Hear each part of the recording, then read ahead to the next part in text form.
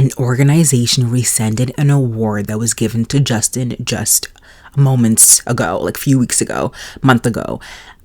Justin Baldoni's agency dropped him. And we also got a statement from the infamous PR representative from Justin Baldoni's team. I do want to come out and say I'm sorry for my first video. Here's what happened. I saw an article about it, and it was from the New York Times, and I don't have the New York Times subscription. So I saw an article of excerpts of the actual complaint lawsuit, and I had no idea that the New York Times actually dropped and actually had the entire complaint lawsuit for them to actually put in the article. I thought it was just excerpts. I thought Blake Lively just gave, the New York Times excerpts of the actual lawsuit, and no, Blake Lively actually gave the New York Times journalist the entire lawsuit, which I'll talk about. I think in this video, in this video, I'm going to be taking a nuanced take. I think in the very beginning when all of this came out, everybody was team Justin, and as things started to trickle, everybody is now some people are team Blake Lively. There are no teams here. This video will be taking a nuanced take on the entire situation and also breaking down everything that has come out so far. And I do want to say that it's really important to believe a woman when a woman comes out and states that they've been harassed or abused or assaulted. I think it's really important for us to first do that, because once we do that, we can then empower other women who want to expose, men who are doing these things and want to share their story, and who want to have and access their form of justice. And again, justice for women who go through these things look very different from everybody. So I think it's really important to first state that we must believe every single woman that comes out and says these things. And I do believe Blake Lively, but I also think it's really important to understand that that everybody will not come out of the situation unscathed. Everybody will have some dirt on them. And it's not so easy to say, oh my God, I'm team Blake Lively, I'm team Justin Baldoni. There's a lot going on. There are a lot of moving pieces and that's why I'm recording the second video. Yes, I am talking about the It Ends With Us and the Blake Lively complaint lawsuit. Again, because I did not see it from that nuanced perspective that I do now, because now that I've reread and I've read a couple of times of the 80-page lawsuit and complaint. And honestly, people are saying, oh my God, there's so much damning evidence. We'll get into that. As a person who has a bit of a legal background, there's not a lot of evidence in there. The only damning thing, in terms of evidence anyway, is the text messages. So I do have notes that I do want to make sure that I cover here. So number one, is really important for us to believe the woman. Unfortunately, it is on the onus of the woman to then prove all of these things that have happened, and it is considered alleged, but I do believe Blake Lively, and we need to encourage other women to speak up when abuse and all of this disgusting things are happening, when it's happening to them, or even after it's happening to them. So I did purchase the New York Times subscription. I think some people online said it was free for them, but for me as a Canadian, it was $10. And I do not read the New York Times, but maybe once I cancel the subscription, after I read it, after I obtained the complaint, maybe it's time for me to read the New York Times. I've been wanting to get back into reading. I do a lot of reading for work, so that's why I don't really read for fun anymore, but I want to get back. So I used to be a ferocious reader. Ferocious reader. And I'm also a ferocious leader. Okay. So with that being said, there are a couple of questions that I got from reading the complaint and the lawsuit. I'm still left with a lot of questions, and I did state this question in my TikTok video, Attainable Beauty, if anybody who cares and wants to go check that out. Why did Blake Lively stay in in continuing with this movie, if she felt unsafe in this movie, if she felt, you know, she literally could not be in the same room with Justin Baldoni unless someone else is present, if she felt weirded out, like, why did she continue the movie? Because I say this to say, we've seen a lot of actors who have left movie projects, TV show projects with much less. So I don't really understand as to why she continued filming the movie. So I don't get it. And she has the resources. She has the resources to leave. Like, she's married to a billionaire husband. So if she wanted to exit her contract, she has the resources, the money, the connections to leave if she felt truly unsafe. And so she continued filming a project where she felt continually unsafe and weirded out. Again, for what reason? Like, why continue such a project, right? It's not like she's not established. It's not like nobody knows her and this would be a breakout role. No, everybody knows Blake Lively. Her breakout role was actually Sister of the Traveling Pants, believe it or not. So, you know what I mean? Like, any ordinary woman who's going through these things tend to stay in it, and big part of that is the abuse. It's like the mental that you have to go with your mind about, oh my god, you know, he didn't mean it, or it's a one-time thing, but it happens over and over and over again. It's not a one-time thing. This is who he is. And a lot of the times, another reason as to why they don't leave is because they don't know where to go. Like, some women are dependent on their men who commit these abuse, either mental, physical, emotional, you know, sexual abuse, is because of the fact that they're dependent on them in every such way. Like, either dependent on them to help with the kids or finances or whatever it is, they're dependent on them, right? Sometimes it's hard for them to leave and they don't know nowhere else to go. Like, this is different from Blake Lively. Blake Lively could honestly stop filming the entire movie and just do a different project. Like, she chose this project, right? Colin Hoover reached out to her and Blake Lively said, yes, I'll do it. So she could have left. So that's my question. And I shouldn't be asking that question because it goes into, you know, that narrative and that stigma where it goes, you know, there is a stigma on abuse. Like, when you're in it, it's hard for you to, and it perpetuates a cycle. When you're in it, it's hard for your mental to exit out of it. So it is a very negative question to ask, but it's a question that I feel like it's fair to ask only because I've watched so many movie and TV show projects, and again, actors have left movie projects for far less, like far less reason. And the other question is, of course, you know, why did Justin Baldoni continue to cross lines and do all these things? That's also a fair question when, you know, he was getting complaints, which I do want to talk about. I do want to get into. So after reading all of this, you know, the complaint, it does seem like Justin Baldoni and Blake Lively sat down with their teams meaning Blake Lively sat down with her husband, and Justin Baldoni sat with his partner, with his Mr. Holden or something, I don't know, there's another guy, and a rep from Sony, which I'm gonna say from the outset, Sony is most to blame after all of this, in my personal opinion, which we'll get into.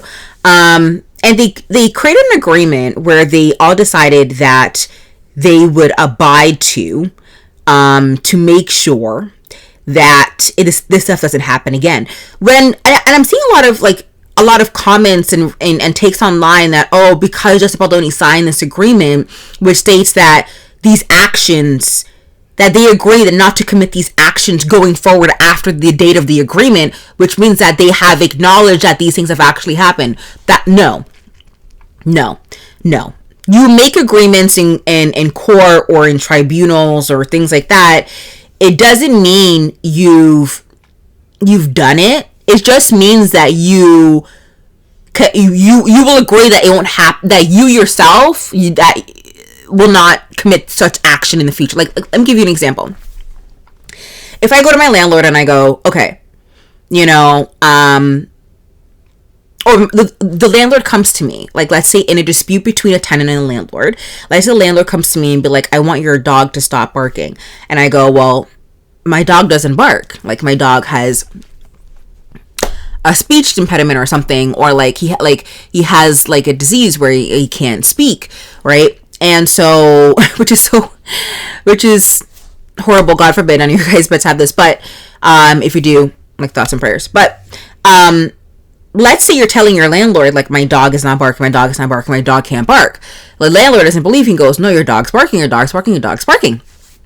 So to resolve the situation, the landlord takes you to the tribunal. That's what happens here in Canada, in Ontario. Takes you to the tribunal and says, no, I'm filing a legal action against you because I believe that your dog is barking and causing offenses. And then you go, no, I'm not. To resolve the situation, you sign an agreement that states that your dog will not bark moving forward, which is an easy agreement to follow because your dog doesn't bark. So it doesn't necessarily mean that Justin Baldoni committed all those actions, all those things that are in the agreement that Blake Lively and Justin Baldoni signed. It doesn't mean he actually did it, right? So there are three things. These are the things that it's really important to understand. There are three themes from this entire complaint. Also to keep in mind, at the time that the New York Times let's talk about the actual complaint himself and how it was handled. The complaint itself, I mean, Blake Lively has really smart lawyers, okay? So people talked about the evidence itself. The evidence meaning the text messages. The text messages were subpoenaed, but it looks like the PR agency that Justin Baldoni's PR rep was part of really cooperated and collaborated with Blake Lively's lawyers. Yes, they subpoenaed, but they gave forth a lot of text messages that looks really bad, right? And it is honestly fair to say that those text messages can be read out of context. However, Blake Lively's name are in these text messages, so you can't just say that's out of context. Well, why do you have Blake Lively's? Why are you even texting about Blake Lively in the first place, right?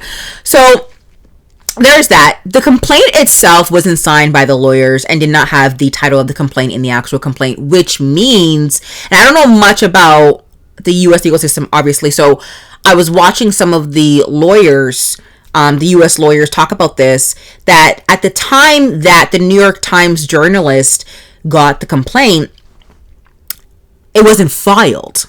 It wasn't filed at all. So the New York Times journalist got a copy of a complaint that was going to be filed. So basically giving the New York Times journalist this just extreme expose on everything, which I do have my opinions on, to be quite honest about that. I mean, I read the article of the New York Times journalist and it does look quite biased. She does not leave any room to interpretation. She wants you to believe that Justin Baldoni is a bad guy and he did all these things. All I can say, like, all we know as, like, proof, and again, it's really important to believe the women, is that boundaries were crossed and the PR team for Justin Baldoni, smeared Blake Lively's reputation, okay, which I'll talk about in a minute. So the article seems super biased to me. Not super biased, but if you read, again, with critical thinking and nuance, using your critical thinking skills, reading it between the lines, she was saying things that didn't really need to be said. You can say that this is what's going on, this is coming from the perspective of Blake Lively and some other people on set. But, you can't conclude and say, Justin Baldoni is a horrible guy. Well, we weren't there, right? It seems like Justin Baldoni is a horrible guy, but we need to have these things play out in court. Again, we need to support Blake Lively in her decision to do this. However, I know this sounds really bad. Blake Lively needs to be able to prove all of this, unfortunately, in the world that we live in. And I know some of you guys are hearing this and you're contradicting yourself. Like, how can you say you support Black women and at the same time say, she should prove herself? And it seems this. The reason why this drama is so unique and is blowing up on social media is because Blake Lively and Justin Baldoni are stars of the 2000s. Anybody who is a millennial, anybody who is a Gen Z, has grown up with Justin Baldoni and Blake Lively. I know Justin Baldoni in and out of movies and TV shows over the last decade. He was in Jane the Virgin. He has a podcast. I listened to a couple. Like, I see him speak about women and being woke about women's issues. So I followed his career. I follow Blake Lively's career, which we'll talk about. We'll talk about each individual's as a person. And that's why it's blowing up. And that's why people don't really understand. It's not like a Joe Schmo. It's not like a new actor, a new actor in, I don't know, in Lioness who was like, oh, did all these things. Yeah, it's bad. But we really wouldn't care because we didn't follow their career. The career is just starting. A lot of us millennials have followed these people's careers for like over a decade. So that's why it's so interesting. It's blowing up because we're just fed with a certain type of personality and character and image and brand for each of these individuals, and to see that it warped on its head and look completely different, it makes us think like the age of media and how media and PR individual, and that's a lot of that's some of the questions you leave from reading the complaint too. You leave with, and you start to think, how much does the PR agencies, how much of the media and their journalists play into our view of people, of celebrities, and their manipulation of what we think who they are, the manipulation of our thoughts and our perspectives and our opinions on certain individuals. And it's also like an overriding question, like, oh my God. But in this case, I don't think the PR agencies and the crisis managements of these individuals swayed the public too much. Like, I know in the complaint, Blake Lively's complaint, they're saying that Justin Baldoni, swayed and overtook people's opinion and gave all these narratives and fake stories. There were a couple, I would say 2 to 3 fake stories that they admitted in the complaint that aren't true. Number one, is the fact that Blake Lively didn't want the second movie, like she wasn't buying the rights of a second movie or something like that. But that's like, that was a narrative I saw a lot in before the movie came out, right? I forgot the other two, but like things like that. But these narratives that were planted in articles by the Justin Baldoni's PR team wasn't the ones that really made us think negatively of Blake Lively. Like, I don't think you guys understand. I think Blake Lively's actions and words in interviews and things that she said out of her mouth, how she's acted over the last decade, has contributed to people's opinions of her. And I don't think she gets that. I think her PR team gets that and her lawyers get that. But I think, and that's like the other thing too, like the complaint, some of the parts of the complaint are a bit far reaching, which I'll get to. So let's start off with like my first thing, which is like, being nice in the smear campaign, which I've already touched on a little bit. The smear campaign was done by Blake Lively. I'm sorry. Like, Justin Baldoni, yes, they put out fake facts in articles and stuff for us to read and, and believe. But without it, it would have still ended up being how it was, because when a European journalist dropped that interview showing how Blake Lively acted in an interview, it just opened the floodgates of Blake Lively and the things that she's done that kind of are off-putting and weird and disrespectful and mean, and the people started to rethink about what she's done. So the fact that, and remember what she's done, she had a wedding on a plantation. I don't know. I don't know. And then you have like the antebellum type of aesthetic that she once had for her lifestyle brand a few years back, and how she supported Woody Allen, who's married to his stepdaughter. So there are things like that people are like, you put that with like this interview and the other interviews and negative interviews that came out around the time of, you know, the European one that she had a while back. It doesn't seem like Blake Lively has good discernment, is a nice person, yada yada yada. So the Blake Lively complaint is saying that, oh, you know, the smear campaign, that PR that Justin Baldoni's PR did, tarnish Blake Lively's reputation, and it decreased the sales of her hair company. First of all, I was seeing reviews of the hair company on TikTok. People were not liking it. Some people were not liking it. Some people were loving it. I think people didn't like the shampoo, but people love the conditioner. Actually, no, I don't think she had shampoo. I think it's the conditioner, right? I think that's her whole shtick. Like, she doesn't use shampoo, she only uses conditioner. Anyways, there were not a lot of positive reviews on that. But that's like the fact that, number one, you were, kind of marketing your hair company during the time you were talking about a movie about DV, domestic violence. So people didn't like that. And coupled with the fact that people didn't think that your product was great.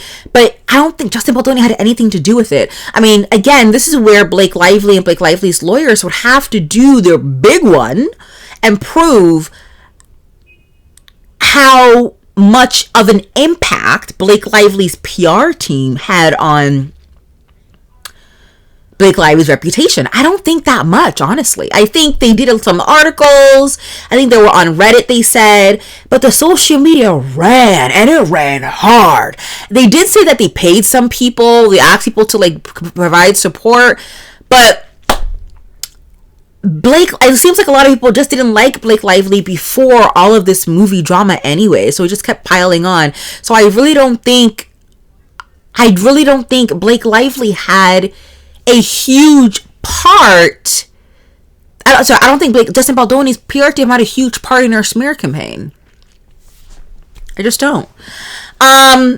So they're gonna have to figure out how they're gonna do that. The second thing that I do want to talk about is, so when you talk about reputation, her business, their revenue, the harassment, so the sexual harassment that was experienced. I was quite shocked, and that's why I filmed. That's why I took down the first video, because it was like I was filming 30 minutes of just me being shocked. Like, I just couldn't believe this was happening. Because again, I followed Justin Baldoni for years, so there's a lot of crossing with boundaries with Justin Baldoni. Like, a lot of the things that Justin Baldoni said to Blake Lively was cringe and gross and disgusting. And he would say things like, oh my god, your pants look sexy, and I'm, let's dance, like, I'm into, like, that's, why would you be saying all those things? Like, why are you saying all those things, right? So there's that. And then you also have the two damning things. Again, these are things I've also mentioned in my first video, but the two damning things, I think it's just really disgusting that he did, which was, number one, he would barge his way into the trailer or demand to come into the trailer even when, Blake Lively was dressing. His production partner was also doing that too. And then number two, he's wants to film sexual scenes, like romantic relation, bounce chicka wow wow scenes that weren't really in the book. What's that about? So I get it. If you add all those things together, it does seem like Justin Baldoni is the biggest creep. And if that's the case, then I'll be the first to say he's the biggest creep. But Blake Lively is going to have to prove this. So all of these things have happened during set, which again makes me want to think, if I had the money that Blake Lively and, Ryan Reynolds had, I would have left the movie, right? There's no way I'm going to expose my naked body for that pregnancy scene she had at the end for a creepy director, right? Like, it's just, it couldn't be me. Like, I don't get it, right? As to why she stayed, right? And so that is my thing on that. I do want to say Justin Baldoni. I do want to see what Justin Baldoni says. I know Justin Baldoni's lawyers did come out and leave a statement saying that all of the allegations were completely false. Now, these are the things that she said that happened during set. After the filming is completely different, right? So they're saying that after filming, that they breached the agreement, that Justin Baldoni wasn't nice, quote unquote, meaning that his PR team was trying to say negative things about her. And apparently, according to the agreement, Justin Baldoni is supposed to be nice to her. Justin Baldoni and her team, and his team is supposed to be nice to her after the filming of the movie. So she's saying in the complaint that he breached the agreement.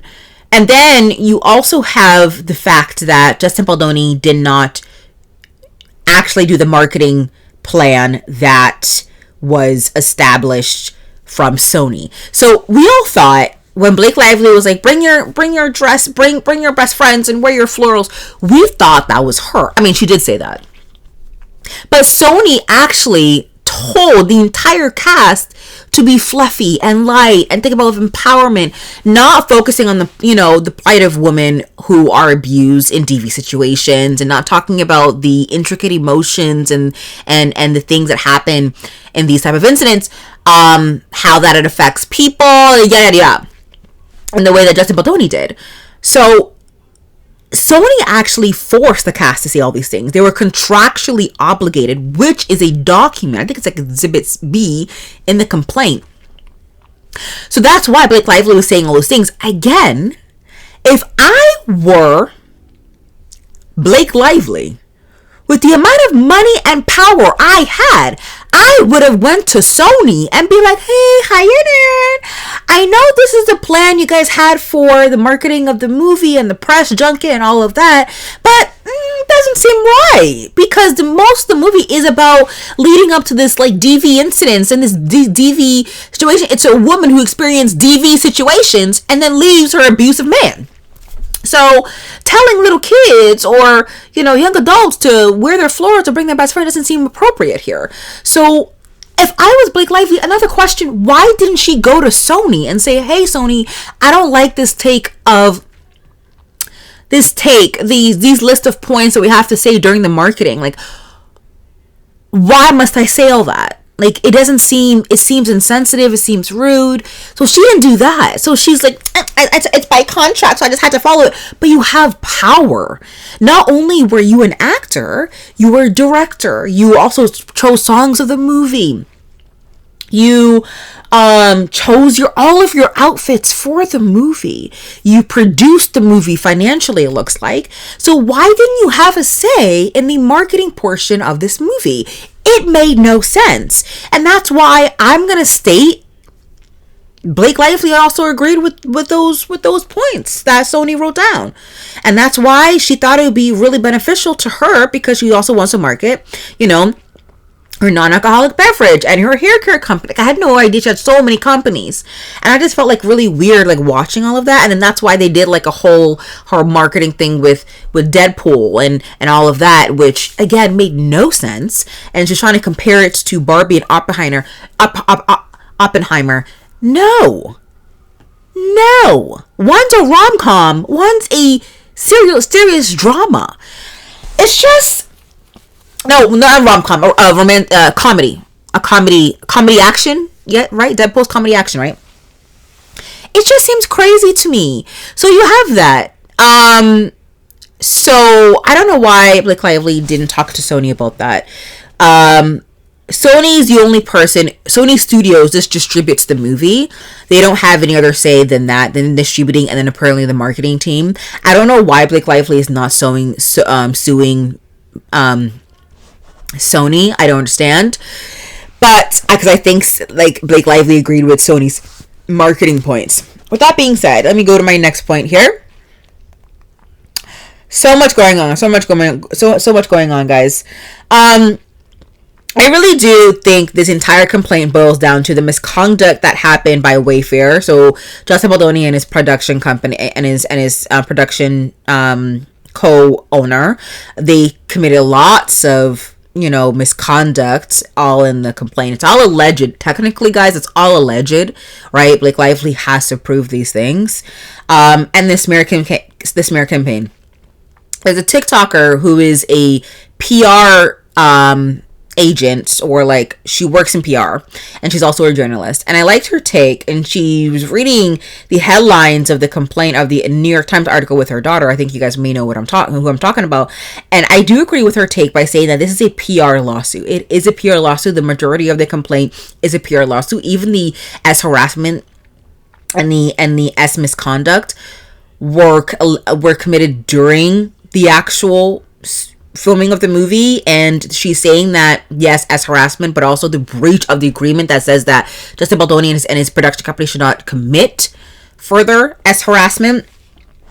And so I do agree this is a PR lawsuit, and I think this is a lawsuit that everybody would want to know what's going on, because it does seem like the media and the public was completely manipulated. But Blake Lively and Justin Baldoni, they're not going to come out of this unscathed.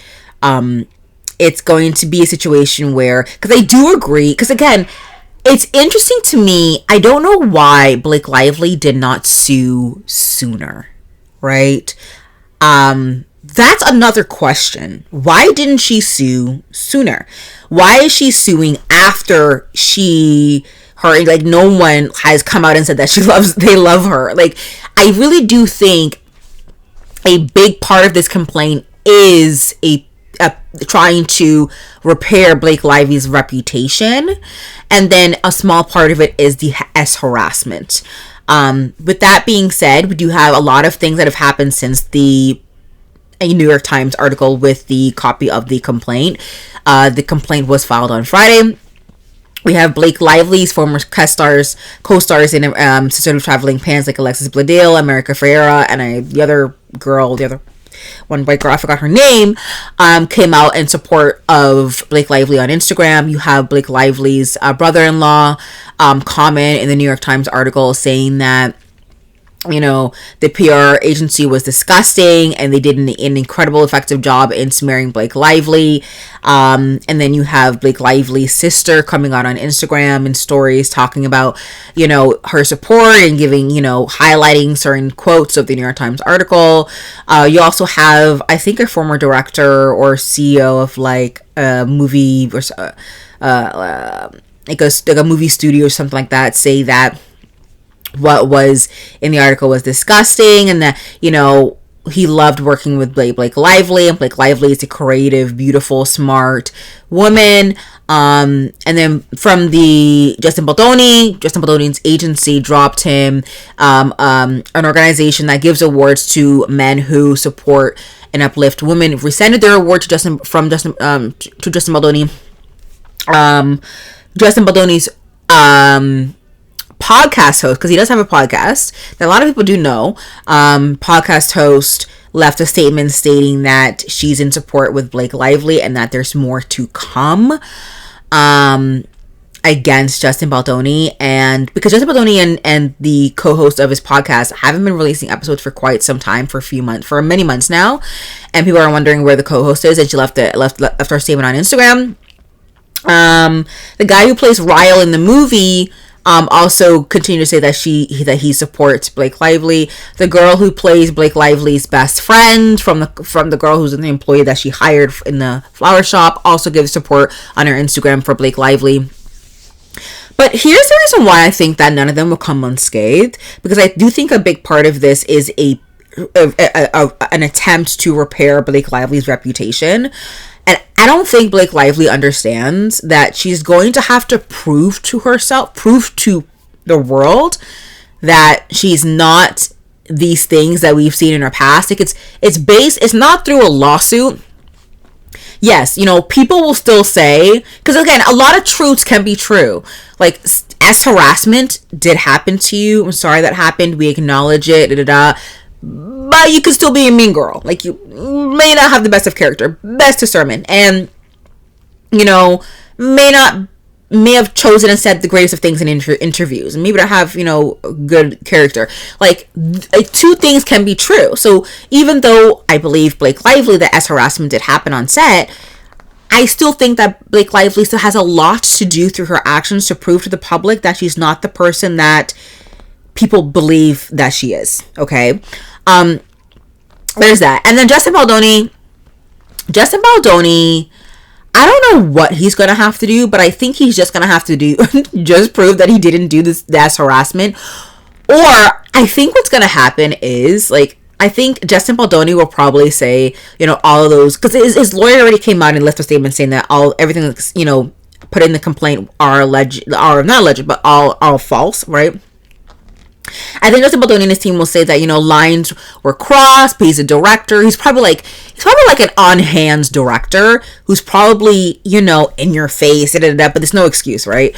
So they probably say, you know, lines were crossed, but it wasn't, you know, that, you know, in a way where it made Blake Lively safe. That's just like maybe how he talks. I don't know, something like that. So that's what's probably going to happen, honestly. And Justin Baldoni is going to have to also prove himself that he's the man that the public thinks that he is. But it's not, you shouldn't be picking sides. You need to be looking at things like this with your critical thinking skills, read between the lines and analyze, because 2025 is going to be an interesting year, and I'm sure there's going to be a lot to come. I think that now that a lot of people are supporting Blake Lively in her actions in doing this, but still kind of believe that she's still a quote unquote mean girl, or, you know, a diva. Let's say diva. I think a lot of people want to bring out information against Justin Baldoni and try to smear him, his reputation, and his character. And so I think that's what's going to happen in the upcoming months. But I'm just going to wait for the lawsuit, see what comes out. I do think a lot of things will come out, but I think a lot of people are going to try to smear Justin Baldoni. It's kind of like a pendulum, right? But filing the lawsuit of Blake Lively doesn't really do anything. I'm happy that she did it, because if she experienced S harassment, she should get justice for that. But I do think she's hurt because a lot of people think she's a diva. And she wants to prove to people that she's not. So that's my take on it.